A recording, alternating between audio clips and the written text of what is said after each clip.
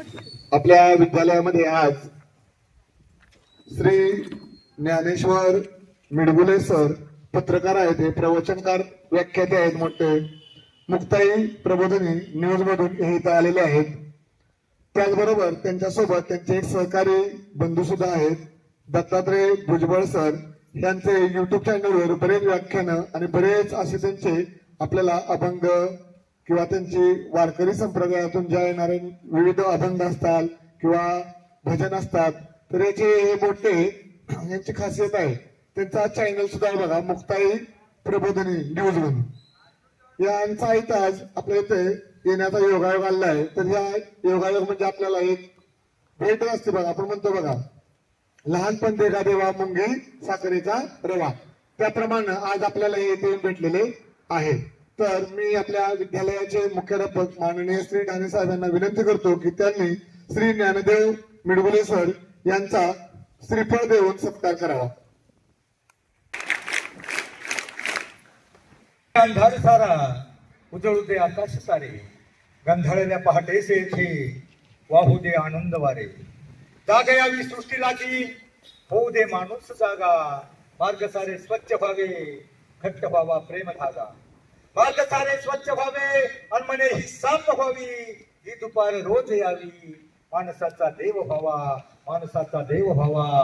विद्यालयाचे सर्व गुरुदेव आणि तुम्हा बालमूर्तींना ज्ञानेश्वर मिडगुलेचा मनापासून मनपूर्वक नमस्कार. विशाखापट्टणमच्या समुद्र किनाऱ्याला एक वयस्कर ग्रस्त आसन टाकून बसले होते सकाळच्या वेळी. आणि त्याच वेळेला कलकत्त्याचा एक ग्रॅज्युएट झालेला तरुण त्या संशोधन केंद्रामध्ये जॉईन होण्यासाठी आला होता. तो पहाटेचा उतरला. आता 9 वाजता आपल्याला ऑफिसला जायचंय म्हटल्यावर तो फेरफटका मारण्यासाठी समुद्र किनाऱ्याला आला. फेरफटका मारत मारत तो त्या ग्रहस्थाजवळ पोहोचला आणि त्या तरुणाला त्या वयस्कर माणसाची फिरकी घ्यायची हुक्की आली. म्हटला, काय तुम्ही आपलं फुकाट टाइमपास करत बसलाय? उगा तुम्ही किती टाइम मी बघतोय, अर्धा तास पाऊण तास झाला तुम्ही एकाच जागेवर ते काय कटलं पुस्तक वाचत बसलाय. सकाळच्या वेळेला काय तुम्ही टाइमपास करत बसलाय, ते काय गीता वगैरे समोर घेतली. उगा टाइमपासवर एवढं मेहनत तुम्ही जर आपल्या देशासाठी केली असती, एवढा कष्ट एवढं एकाग्रपणे तुम्ही आपल्या देशाचं काम केलं असतं, तर आज आपला देश कुठे गेला असता. आता अशी त्याची बरेच प्रकारे बोलून त्या तरुणाला फिरकी घेतली. फिरकी घेतल्यावर थोड्या वेळानं त्या वयस्कर ग्रहाचं वाचन झालं. वाचन झाल्यावर त्याने त्या समोर असलेली गीता एका आवरणामध्ये गुंडाळली. तो उठला. तो ग्रहस्थ जसा उठला तसे 5-7 कमांडो लागून पळतच आले, धावत आले. त्यांचा आसन गुंडाळलं, ग्रंथ उठला, ग्रंथ गुंडाळला आणि त्यांना गाडीकडे घेऊन जायला लागले. आणि मग त्या तरुणाला तो तरुण थोडासा कधीर झाला. रे ह्या ग्रस्ताला एवढे कमांडो एवढी त्या, आणि आपण याची थट्टा केली. तो म्हटला, तुम्ही कोण? त्या ग्रस्तानं विचारलं, तू कोण? तो म्हटला, मी इथं जे अणुसंशोधन केंद्र आहे ना, विशाखापट्टणमचं अनुभवा संशोधन केंद्र, या संशोधनामध्ये इंजिनियर म्हणून संशोधक म्हणून जॉईन व्हायला आलोय. मोठ्या गर्वानं सांगू लागला. मग त्यावेळेला त्याने विचारलं, पण आपण कोण? मी. तू ज्या संशोधन केंद्रामध्ये प्रशिक्षण घ्यायला आला ना, त्या अणुशोषण केंद्राचा प्रमुख होमी भाभा माझं नाव. मुलांनो, तो त्याची टिंगल उडत होता. तो त्याच्या पायाशी वाकला.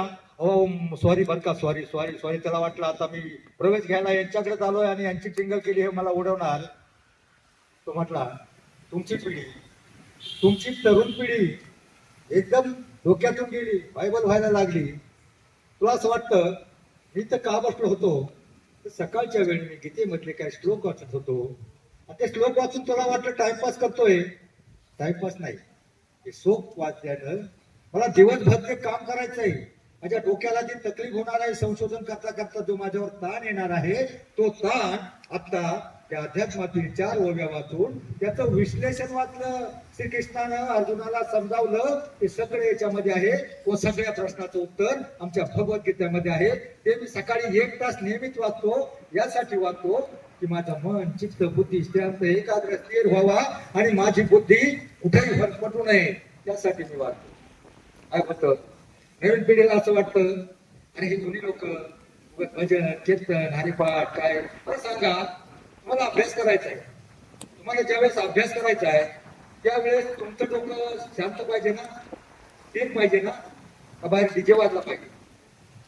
बाहेर डीजे वाजल्यावर बघा तुमची पिढी काय होते, बाहेर जर डीजे वाजला ना तर तुम्ही कुणालाही विचारत नाही, जेवायचा अर्ध सोडता हात पुसता आणि तिकडे धावत मुंबईवानी पळत जाता लुंगी डॅश करायला. मला सांगा तुम्हाला अभ्यास करण्यासाठी तुमचं मन स्थिर पाहिजे ना.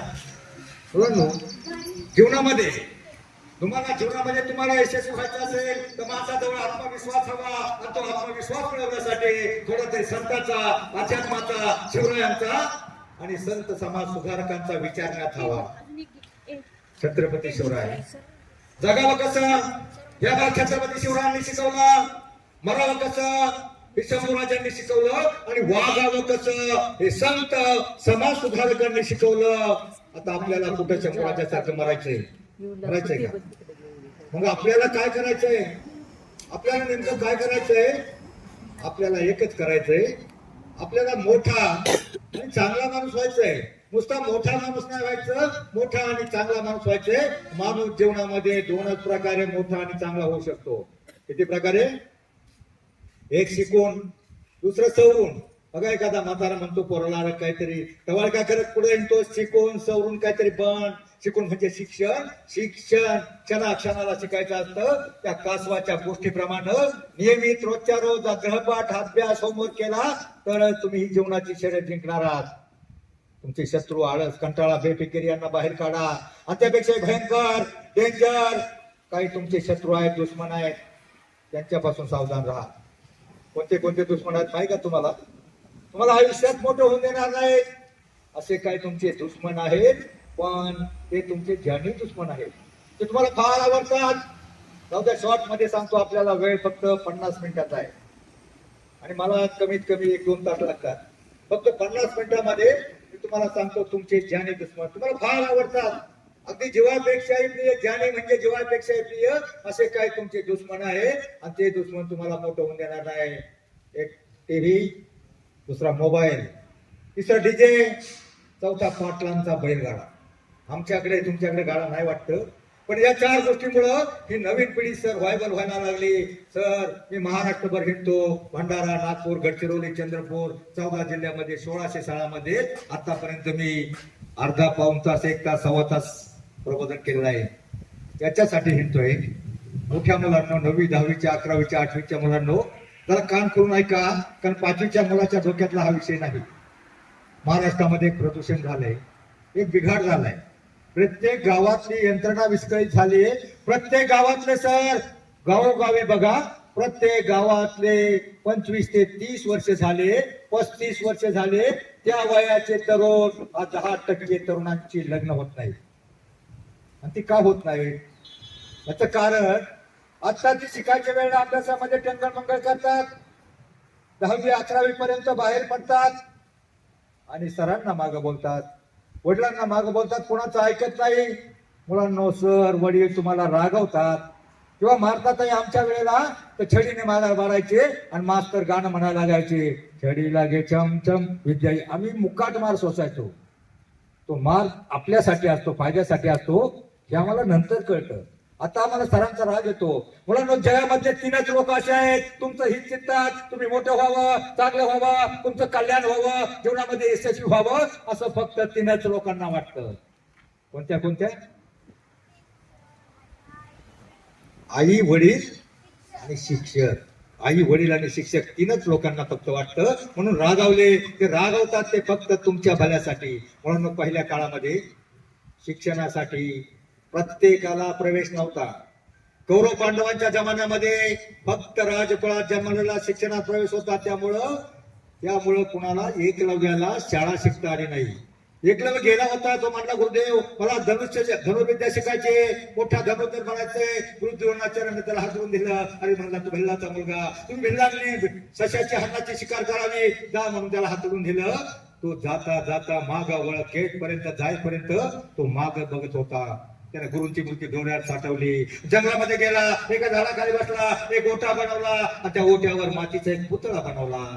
त्या पुतळ्याकडे पाहून तो सराव करू लागला. आजूबाजूला बरीच झाडं होती, त्या झाडावर एक लक्ष टाकायचा, त्या पुतळ्याला वंदन करायचा, पुतळ्याचं स्मरण करायचा, प्रत्येक झाडावर नेम मारायचा. इतका नेम झाला 2-3 महिन्यामध्ये जंगलात जाणाऱ्या लोकांनी पाहिलं. अरे तो भिल्लाचा मुलगा आपल्या राजपुत्रापेक्षा, कौरव पांडवापेक्षा श्रेष्ठ धनुर्धर झालाय. ही वार्ता राजवाड्यापर्यंत पोहोचली.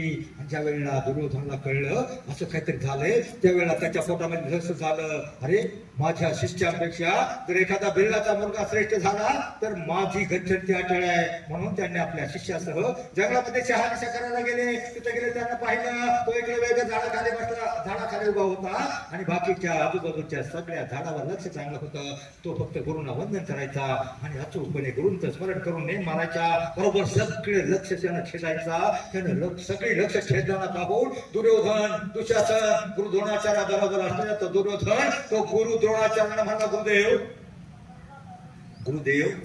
तुमच्या त्या मातीच्या पुतळ्यानं त्याला एवढा सर्वे निष्णात धनुर्धर बनवला. तुम्ही जिवंत गुरु असून तुम्हाला आम्हाला एवढं काही शिकवलं नाही.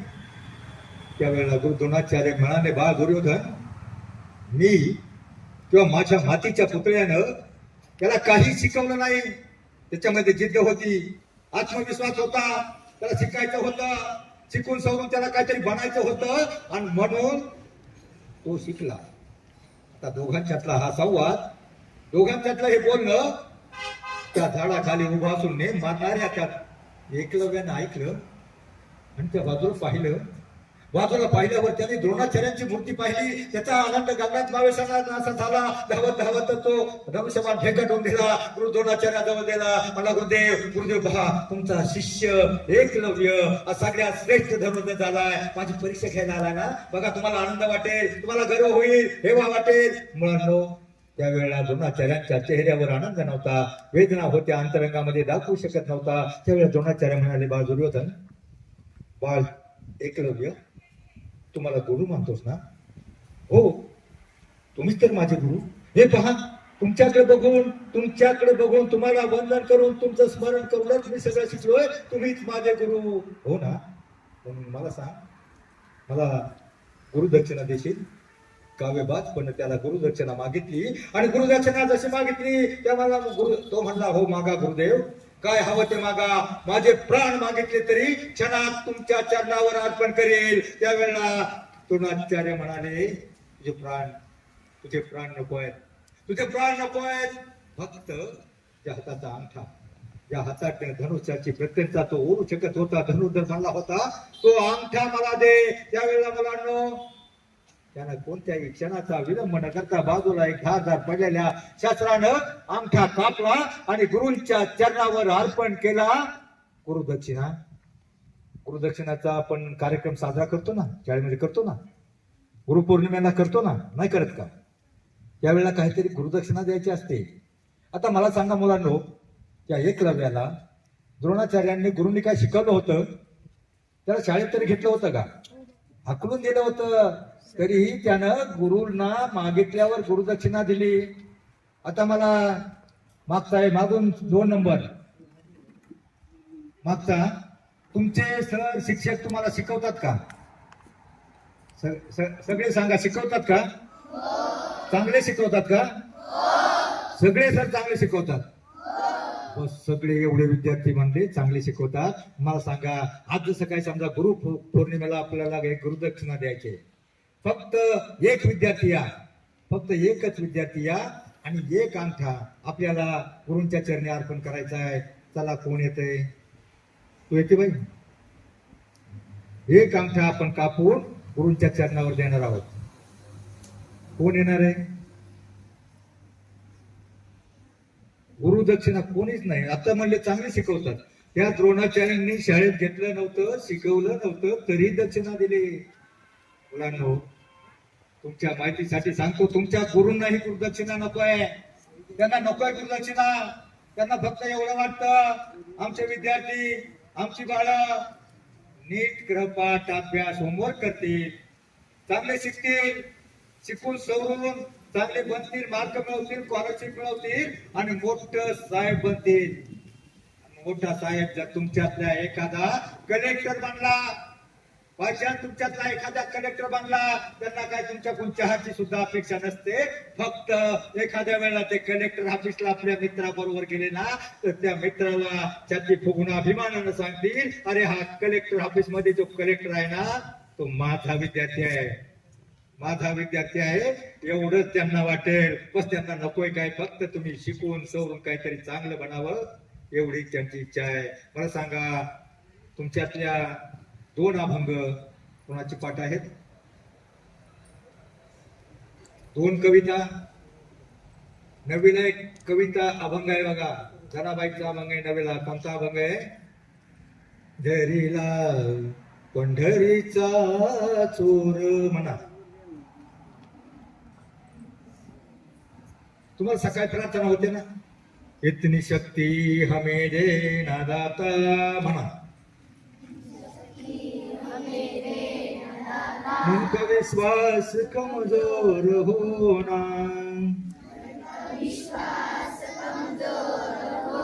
हम चले नेक रास्ते से हमसे,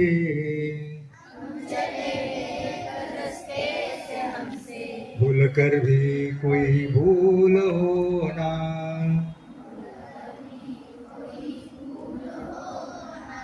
आता काही मुलींना तोंडच उघडलं नाही. आता मी कुठं तुम्हाला मुन्नी बदनाम होई म्हणून नाचायला सांगितलं होतं. तुम्ही जर डीजे लागला तर मी आज डीजे पुढे आजकाल पाहतोय मुली सुद्धा नाचतात. तुम्ही नाचायला पाहिजे, कुठं हरिपाठामध्ये नाचायला पाहिजे, भजनामध्ये नाचायला पाहिजे किंवा वारीमध्ये नाचायला पाहिजे. पण काय झालंय आजकाल बघा, तुमच्यातली पिढी, मला सांगा, डीजे समोर तुमच्यातले किती जण नाचत नाहीत? किती जण नाचत नाहीत? हातवर करा. आयुष्यामध्ये आपल्या कोणाचं स्मरण करून सांगा, सगळे नाचले. मला सांगा, त्या डीजेचं गाणं काय असतं, काय चाली असतात त्याच्या? डीजेचं गाणं बघा, वाईट वाईट पडण्याचे नाव असतात. काला कावा काठ खाएगा किंवा मुंगळा मुंगळा मुंगळा मुंगळा वाजलं काही हात पुसून तिकडे जाऊन मुंगड्यासारखे नाचतात. डीजेचं गाणं, सिनेमाचं गाणं, ऑर्केस्ट्राचं गाणं एकच वर्ष फेमस होतं, दुसऱ्या वर्षी गायब होतं. मला सांगा मोठ्याल्या मुलांनो, तुम्ही 7-8 वर्षापूर्वी एक गाणं होतं, त्या बाईच्या घरापुढं तुम्ही इतका नाचला, त्या बाई बाहेर निघत नव्हती. दुसऱ्या वर्षी ते गाणं पण आलं नाही. कोणतं गाणं ते?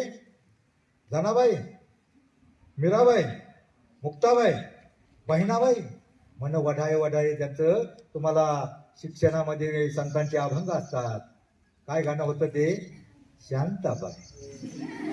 अटक मटक काय म्हटलं, काय मटक मटक लुंगी डान्स करतात पोरं. मुलांनो, त्या डीजेचा आवाज एवढा मोठा असतो, आमच्याकडे एका करोडपतीचा 92% वाला मुलगा, त्याचा मेंदूचं ऑपरेशन करावं लागलं, बाद झाला. आज फक्त तो, त्याला काही कळत नाही, घरामध्ये झोपू नये, फक्त डीजे वाजला का त्याला तेवढंच कळतं. डीजे वाजला का ते उठून उभं राहतं, बडाड फेकाटून देतं आणि म्हणतं, आता माझी सटकली. तुमचे 2 अभंग पाठ नाही, पण सटकली माहिती आहे तुम्हाला. मला सांगा, तुम्हाला मोठं व्हायचं असेल, तुमची मेंदूची, डोक्याची, डोळ्याची कोणतीही नस सटकली नाही पाहिजे. मुलांना तुमची पिढी फार हुशार आहे सर. आमच्या 70-72 पेक्षा ही 35ची पिढी हुशार आहे सरांची, आणि 35 पेक्षा ही 15, 16, 17ची पिढी हुशार आहे. पण भानगड काय झाली सर, ही जरा जास्तच हुशार आहे.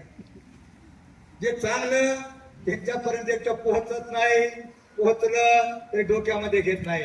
बघा, संतांचे अभंग 700 वर्षानंतर हरिपाठामध्ये काढून फक्त 2 अभंग.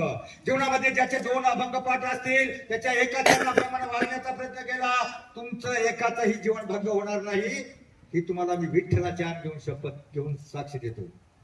बघा, 38 नंबरला एक अभंग आहे, त्याचा फक्त एका चरणाचा अर्थ डोक्यामध्ये घ्या. काय अभंग आहे माहितीये का? हरिपाठाला जातं कुणी, कीर्तनाला जाता तुम्ही कीर्तनाला गेलते, मी बघितलं काल्याचं कीर्तन झालं का तुम्ही लाईन मध्ये होता सगळे. कशाला? भोजन आणि भजन. भोजन आणि भजन या शब्दामध्ये काना एक मात्र एवढंच अंतर आहे, पण त्यातला अर्थ घेतला ना तर एखाद्या कीर्तनातल्या अभंगाचा अर्थ अवघाची संसार सुखाचा करीन व्यापक स्वरूपाचा अर्थ नाही कळला, स्वतःचा संसार सुखाचा करायचा आहे एवढा अर्थ कळला तरी फार झाला. परंतु ते काल्याच्या कीर्तनाचं भोजन किती वर्ष तुमच्या पोटामध्ये राहणार आहे? उद्या सकाळी उडूडगुम गेट आउट. मग ते तुम्ही मात्र तिथं जेवायला जाता, एखाद्या भजनाला जाता, हरिपाठ होत असला ना, तुम्हाला खरोखर मोठं व्हायचं असेल, खरोखर मोठं व्हायचं असेल तर एका आठवड्याचे तास किती? तुमच्या गावामध्ये हरिपाठ होतो का? नाही होत. पण ज्यांच्या होतोय जवळपास त्यांनी एका आठवड्याचे तास किती? दिवसाचे 7 दिवसाचे किती? एक आठवडा म्हणजे 7 दिवस किती? 24चा पाडा नाही. काय झालं? कॅल्क्युलेटर आलं, आम्ही पाडे विसरलो, गाडी आली, चालणं विसरलो. म्हणजे सगळं आमच्यामध्ये जो बदल झाला तो अधोकडी गतीकडे. आमच्या वेळेला 4थीच्या विद्यार्थ्याचे 30 पर्यंत पाडे, पावकी, निमकी सगळं पाठ होतं. किती? 24 सांगा एखादं कोणतंच नाहीत का? एका आठवड्याचे तास 24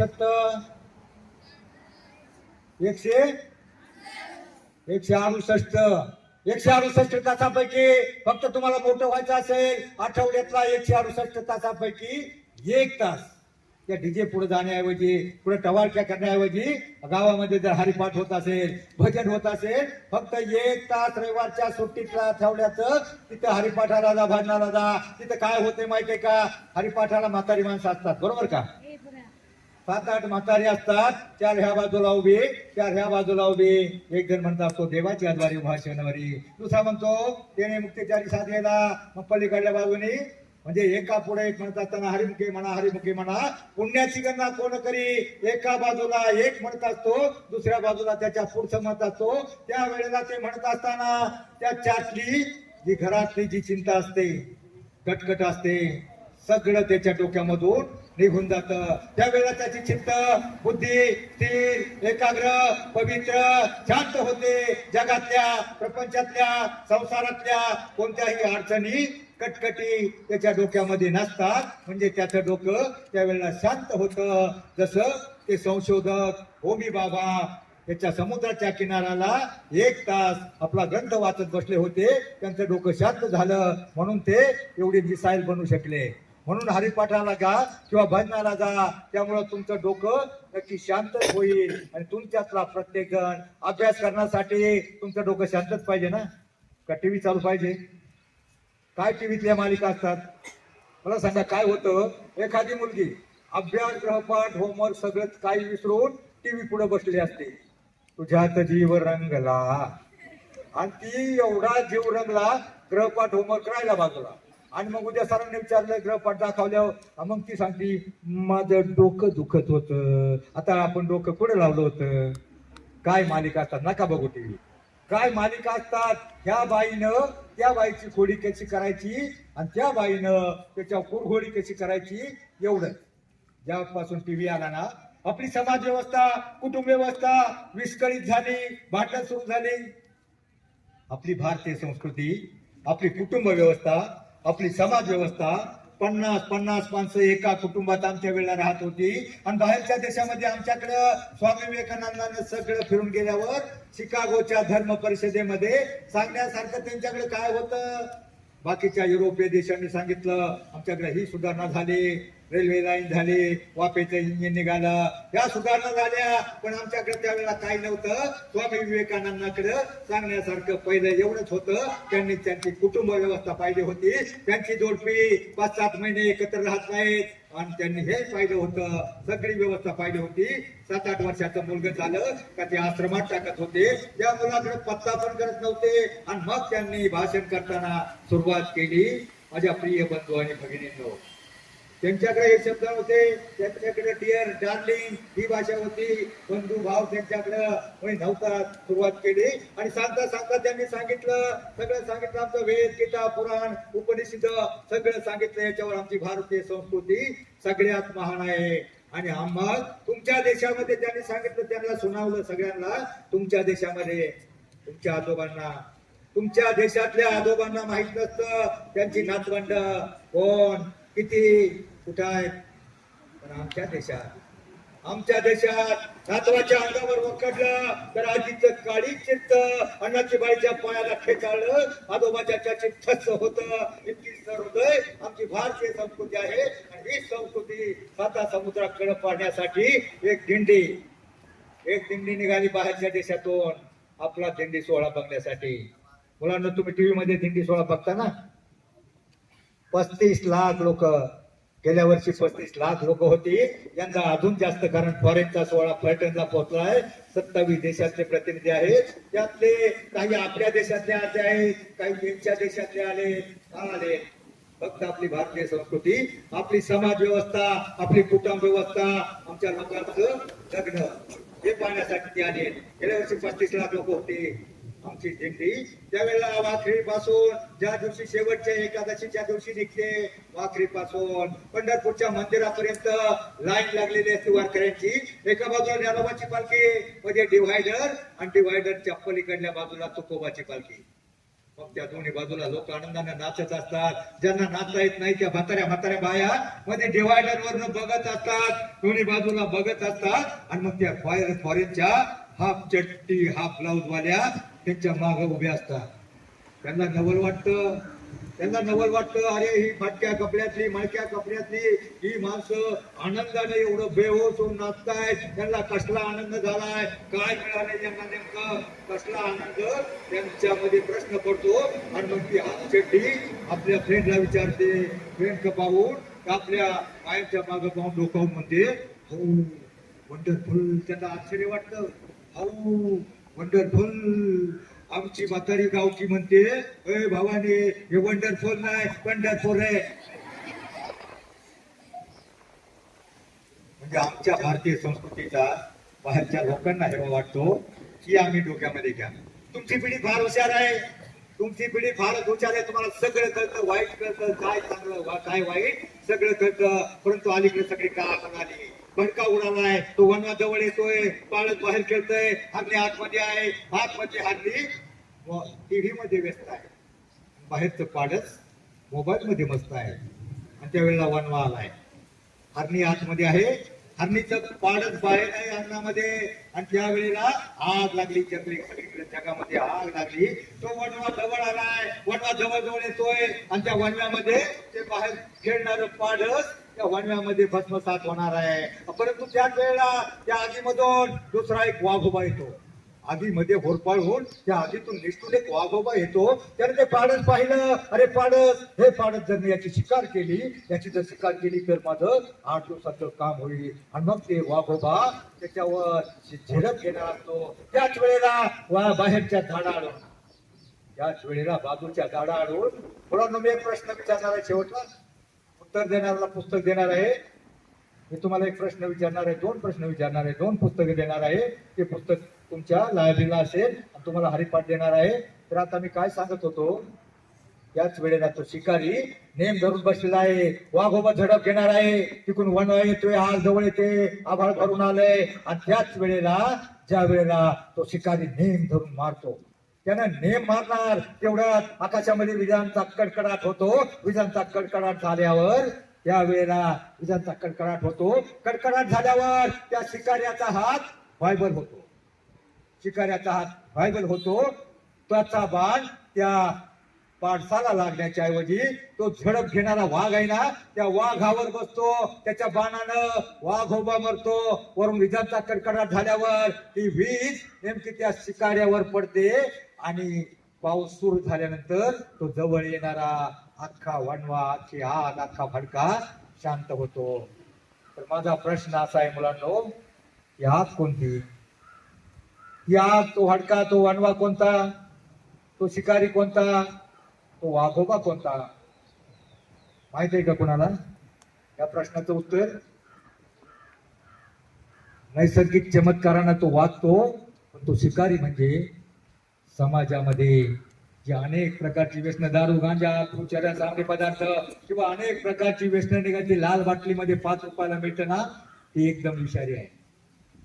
अनेक प्रकारची शिकार करण्यासाठी अनेक व्यसन तुमची टपलेली आहेत आणि तो वाघोबा कोणतो?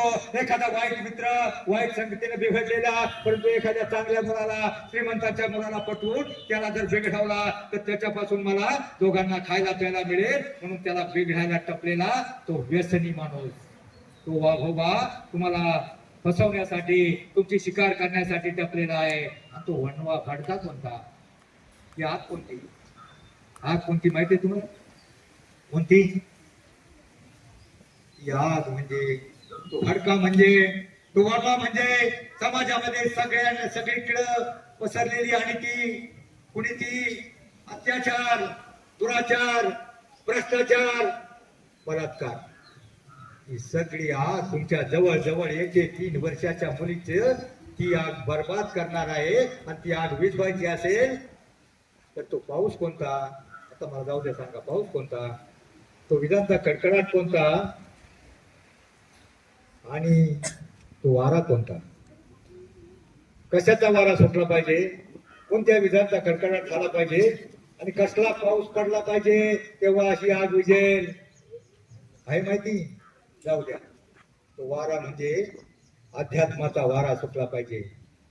आता जसा दिल्लीमध्ये सगळा अध्यात्माचा वारा आहे, अध्यात्माचा वारा सुटला पाहिजे. परमार्थाच्या विजांचा कडकडाट झाला पाहिजे आणि संस्काराचा पाऊस या पिढीवर, या पाडसावर पडेल. त्याच वेळेला ही पाडसं वाचणार आहे. अन्यथा त्या 3 वर्षाच्या मुलीची जी गत होऊ शकते ती तुमची कधी होऊ शकते. माणसाजवळ फक्त संस्कार आहेत. मला माहिती आहे जीवनाचं सारखं जगी जीवनाचे सार हे घेता घ्यावे जामनी सत्वर, जैसे ज्याचे कर्म तैसे फळ द्यावे रे ईश्वर. तसं आपण कर्म करतो. आपण जर चांगलं केलं, अध्यात्म परमात्मा आपण हरिपाठ केलं, भजन केलं, काकडा शिकलो, किंवा आपण जर चांगले विचार डोक्यामध्ये आणले तर आपलं चांगलं होणार आहे. तर मी तुम्हाला सांगत होतो 35,000 लोक दिंडीमध्ये असतात, पण त्यातल्या 20 दिवसामध्ये तुम्ही एखादी बातमी अशी वाचली का एखाद्या महिलेचा विनयभंग झालाय, पेपरला टीव्हीला एखादी बातमी वाचली का नाही, तर तिथे सगळे आमच्या आया असतात, सगळ्या माऊली असतात. आता गव्हर्नमेंटने चांगली सोय केली. 4-2 वर्षापूर्वी आम्ही वारी करायचो, आमच्या महिला टँकर खाली बसायच्या उभ्या अंगानं. त्या आईच्या देहामध्ये आम्हाला बाई दिसत होती, आम्हाला आई दिसत होती. माऊली माऊली माऊली, मोठा माणूस सुद्धा लहानाला माऊले म्हणून पाया पडतो. आमच्या अशा सोहळ्याचं महत्व आहे. म्हणून आयुष्यामध्ये तुम्ही संतांचे विचार, शिवरायांचे विचार अंगीकार करा. बघा, अभंग, अभंगाच्या चाली आणि संतांच्या विचारामध्ये फक्त अभंग नाही, अभंग, पदे, ओवे, दोह्या, श्लोक, गवळण, भारूड याच्या चाली चांगल्या असतात, त्याचा अर्थ चांगला असतो. तो आपण डोक्यामध्ये घेत नाही. आपण हरिपाठाला गेलो, भजनाला गेलो तर आपल्यातले विकार, ज्यावेळेस आपण भजन म्हणत असतो, हरिपाठ म्हणत असतो, हरिमुखे म्हणा हरिमुखे म्हणा, त्यावेळेला आपल्या तोंडामध्ये शिवे येणार आहेत का? म्हणजे वाईट विचार जाऊन आपण हरिमुखी म्हणा पुण्याची गणना म्हणत असतो. त्यावेळेला आपल्यातले मद, मत्सर, काम, क्रोध, मद, मत्सर, अहंकार, लोभ, संयम आपल्यामध्ये यायचा असेल तर आपल्याला एकच केलं पाहिजे. काय केलं पाहिजे? सत्वगुण उतारा, म्हणजे संतांच्या विचार आपल्या डोक्यामध्ये अंगीकारले पाहिजे. संतांच्या विचाराप्रमाणे आपण वागले पाहिजे. आणि ते येण्यासाठी आपण काय केलं पाहिजे? तुम्हाला 11वीला कोण आहे घ्यायचं? 11वीला एक पारुडे बघा, आहे का? विंचू चावला. कोणता विंचू चावतो? काम, क्रोध, मद, मत्सर, अहंकार, संयम, वासना, म्हणजे आपल्या जे वाईट विकार आहेत ना, ते अभंगाचं मला एका कॉलेजमध्ये बोलवलं होतं 11वीला. त्या अभंगाचं विश्लेषण करा. त्यावेळी मी गेलो, परत त्याची माहिती सांगितली सविस्तर. आणि माहिती सांगता सांगता सांगता तुम्ही फक्त विंचू चावायला एवढंच म्हणायचं. माहिती सांगता सांगता मी थोडस विंचू मला चावलाय की काय अशा प्रकारे मोठ्यानं ओरडलो. म्हणा काय पुढं भारूड ऐकलं का नाही? तुम्ही फक्त विंचू चावला म्हणा. काय मी करू आता? कुठं मी जाऊ? तर कोणाला सांगू? विंचू चावला रे विंचू चावला रे विंचू चावला हो काम क्रोध विंचू चावला तव घामांगास याला पंचप्राण व्याकुळ झाला तेने माझा प्राण चालला अग ग ग ग ग काय मी करू देवा रे देवा अग आय आयो अग भय भयो विंचू चावला रे विंचू चावला रे विंचू चावला हो मनुष्य गड्या ती दारुण मज नांगा मारिला तिनं सर्वांगी वेदना जाण त्या इंगळीच्या अग ग ग ग ग सगळ्यांनी मोठ्याने म्हणा युट्यूबला जाणार आहे काय मी करू आता कुणाला सांगू आता कुठे मी जाऊ अगं आय आयो अगं भय भयो विंचू चावला रे विंचू चावला रे विंचू चावला हो त्या विंचवाला उतारा तमो गुण मागे सारा तमो गुण म्हणजे आपला राग येतो क्रोध येतो सरांनी काय बोललं आई बाप्पांनी बोललं काम त्या विंचवाला उतारा तमो गुण मागे सारा सत्व गुण लावा अंगारा विंचू इंगळी उतरे झर झरा अग ग ग ग ग काय मी करू कुठे मी जाऊ कुणाला सांगू देवा रे देवा विंचू चावला रे विंचू चावला रे विंचू चावला हो सत्व उतारा देऊन म्हणजे संतांचे विचार सत्व उतारा देऊन अवघात सारीला तमो गुण किंचित राहिली पुन पुन शांत केली जनार्दने अग ग ग ग ग देवा रे देवा काय मी करू कुणाला सांगू कुठे मी जाऊ आय आयो अगं भय भयो विंचू चावला रे कोणता विंचू आहे हा आपल्याला तुम्हाला राग येतो ना काम क्रोध मद मत्सर अहंकार या विंचू उतरायचा असेल आपल्यातले सगळे वाईट गुण जायचे असेल तर संतांचे विचार हरिपाठ बघा 4 युग झाले आता शेवटचं सांगतो थोडक्यामध्ये 4 युग झाले त्रेतायुग सत्ययुग द्वापार युग आणि आताचं कोणतं युग आहे कलियुग पहिल्या युगामध्ये त्रेतायुगामध्ये देव आणि राक्षस वेगवेगळ्या लोकांमध्ये राहत होते देवलोक वेगळं होतं राक्षस लोक वेगळं होतं समुद्रामधून जे 14 वर्ष मध्ये राक्षस निघाली ते राक्षसांनी घेतलं आणि त्यांचं जगत वेगळं झालं बिघडले ते दुसरा युग कोणता सत्ययुग सत्ययुगामध्ये देव आणि राक्षस एकाच लोकामध्ये राहत होते भूलोकावर म्हणजे राम अयोध्येला आणि रावण श्रीलंकेमध्ये नंतर आला द्वापार युग द्वापार युगामध्ये देव आणि राक्षस द्वापार युगामध्ये देव आणि राक्षस कुठे राहत होते एकाच घरामध्ये एकाच वाड्यामध्ये राहत होते दुर्योधन दुशासन म्हणजे कौरव आणि धर्मराज अर्जुन म्हणजे पांडव एकाच वाड्यामध्ये राहत होते आणि आताचं कलियुग या कलियुगामध्ये देव आणि राक्षस कुठे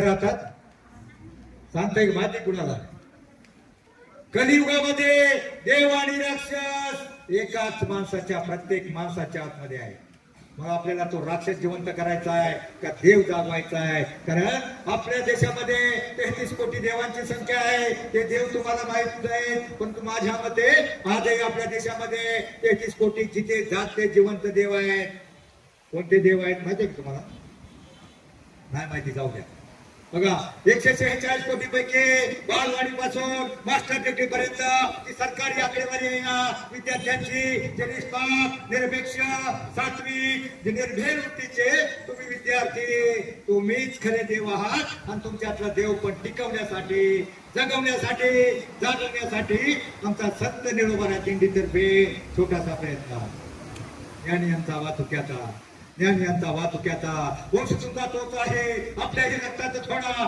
ईश्वराचा अंश आहे ना रावळी ना देवळी ना देवळी ना कोणत्या विद्या मंदिराचं साक्षात 33 कोटी देव तुम्हीच खरे देव आहात तुमच्यातलं देव कोणती सेवा त्या राक्षसाला कधी येऊन देऊ नका ते राक्षस त्यांना का म्हणायचे तर ते जनावरांना खायचे डुकराला खायचे आणि मांसालाही खायचे म्हणजे मांसाहार करून मग त्याची वृत्ती वाईट व्हायची मांसाहारानं जसा आहार जसा विचार, मग ते वाईट वागणारे म्हणून त्यांना राक्षस, त्यांना काही रावणाप्रमाणे सगळ्यांना 10 तोंड नव्हती, पण ते वाईट खायचे प्यायचे म्हणून त्यांना राक्षस म्हणायचे. आणि त्या वाईट खाण्याचा एक विचार केसाळ प्राणी, बर्ड फ्लू, स्वाईन फ्लू, आताचा जो कोरोना सगळ्या कोंबड्यामुळं, बकरामुळं, वटवागळामुळं झाला. आणि त्याचा दुसरा दुष्परिणाम सांगतो. आता हा दिवस तुम्ही खाताना मॅगी, पिझ्झा, बर्गर हे खाल्ल्यानं मुलाची वाढ होते.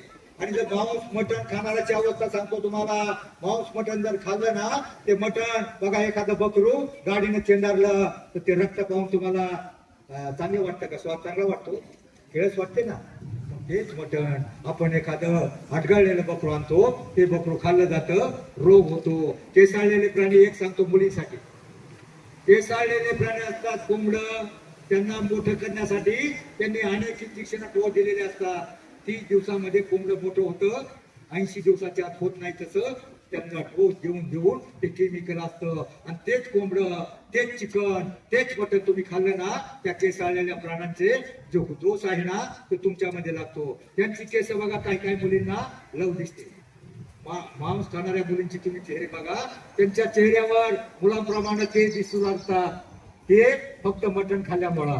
म्हणून आयुष्यामध्ये वाईट वागू नका, वाईट खाऊ नका. जमलं तर माळ घाला, चांगलं वागा. नाही माळता घालता आली तरी चांगलं वागा, चांगलं खा, चांगलं राहा, एवढं सांगतो. आता एक प्रश्न विचारतो. हे पुस्तक द्यायचं आहे. तुम्ही छत्रपती शिवरायांच्या मावळ खोऱ्यातले सिंहगड, तोरणा, राजगड सगळे आपल्यापासून 30 किलोमीटरच्या अंतरावर आहेत. आता फक्त एकच सांगा, छत्रपती शिवराय ज्यांनी जगावं कसं शिकवलं, त्यांच्या दोन्ही मुलांची आणि सुनांची नाव कोण सांगते सांगा? सर म्हटले आमची मुलं हुशार आहेत. सांगा पटकन, उभं राहून कोणतं येत असेल तर. पाऊस आलाय, पुस्तक द्यायचे, या पुढे पटकन आहे. छत्रपती शिवराय नाही येते का कोणला? त्यांच्या मोठ्या मुलाचं नाव छत्रपती संभाजीराजे आणि छोट्या मुलाचं नाव छत्रपती राजाराम महाराज आणि त्यांच्या मोठ्या सुनेचे नाव येसूबाई आणि छोट्या सुनेचं नाव ताराराणी. त्यासाठी टाळ्या वाजवा. ताराराणी, ज्यात ताराराणीनं 9 वर्ष औरंगजेबाला धुंदोगण ह्याच मातीत काढलं, त्यात ताराराणी, एकच ताराराणी निघाली. बाकी कोणा माहित नव्हतं का? तुम्हाला फक्त आर्थिक माहिती. मुलं लक्ष द्या एकदा. आता तुम्हाला प्रवचन देणारे महाराज जे आहेत ज्ञानेश्वर मिडगुले यांनी तुम्हाला छान व्याख्यानाने प्रवर्तन दिलेलं आहे, प्रवचन सांगितलेलं आहे. त्याबद्दल त्यांचे आभार.